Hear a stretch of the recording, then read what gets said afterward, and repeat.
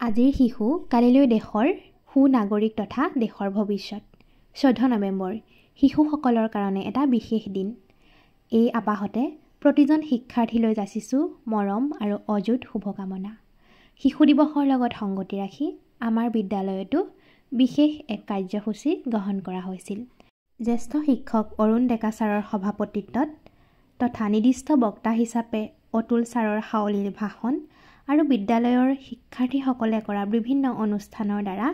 14 নৱেম্বৰৰ এই দিনটো আৰু অতি বিশেষ হৈ পৰিছিল। এই অনুষ্ঠানটিৰ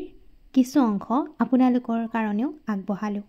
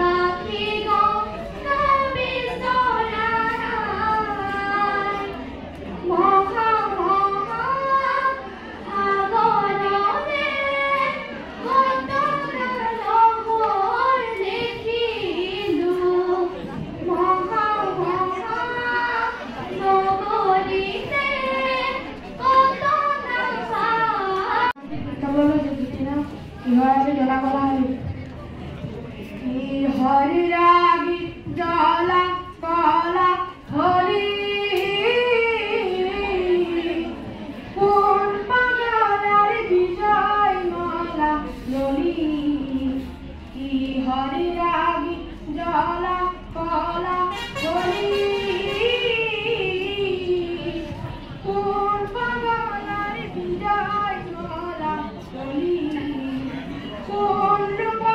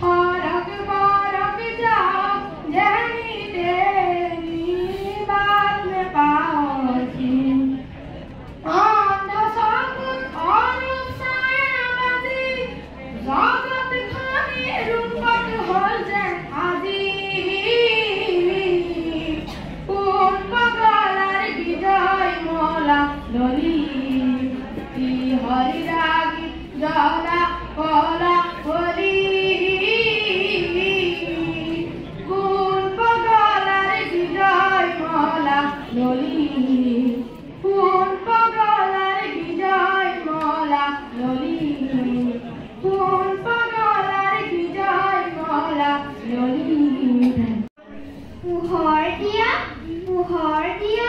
আৰু পোহৰ দিয়া মনৰ আন্ধাৰ আঁতৰ কৰি আলোকলৈ নিয়া সদায় সজাগ থাকিবলৈ মনত দিয়া বল আমাৰ হিয়াত জলক তোমাৰ জ্যোতি জল সুন্দৰ তুমি য'তেই আছা আমাক মৰম দিবা সম্পত্তি বেলি আঁৰত সদায় হাঁহি থাকিবা তৰা তোমাৰ সিপাৰতে দূৰত গৈও দূৰণিতো আমাক সদায় নাপাহৰিবা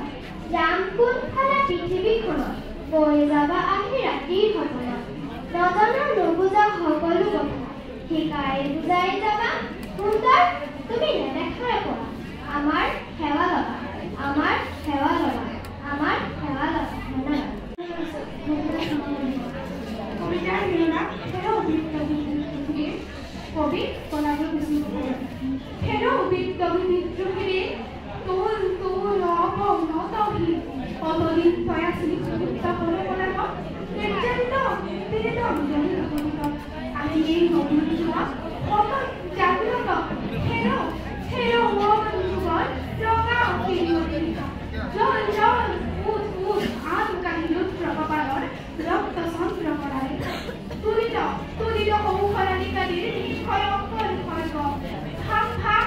খাম খাম গাৰা কপা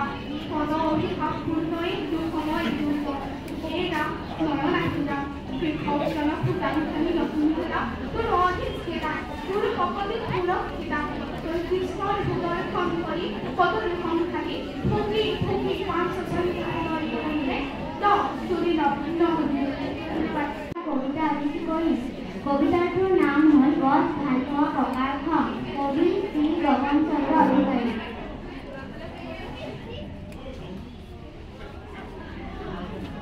ভাল পালো ৰঘুনাথ তুমি মোক সুবেৰা জ্ঞানে মাতিলা পিছে অভাখন দিবলৈকে আমলখি গছজোপা কিয়নো কাটিলা আলহী অতিথি যাব ৰভা নাইকিয়া হ'ব বোৱাৰীয়ে ঘৰখন দিবহি ঘূৰাই পিছে কোৱাচোন ৰঘুনাথ আমলখি গছজোপা সহজতে পাবানে ঘূৰাই দৰাটিক মাতাচোন একেলগে দিওঁ আৰু যাওঁ গছজোপা কটাৰ বাবে লুচিবা দিয়ক হ'বলৈ একোকে নাখাওঁ নমস্কাৰ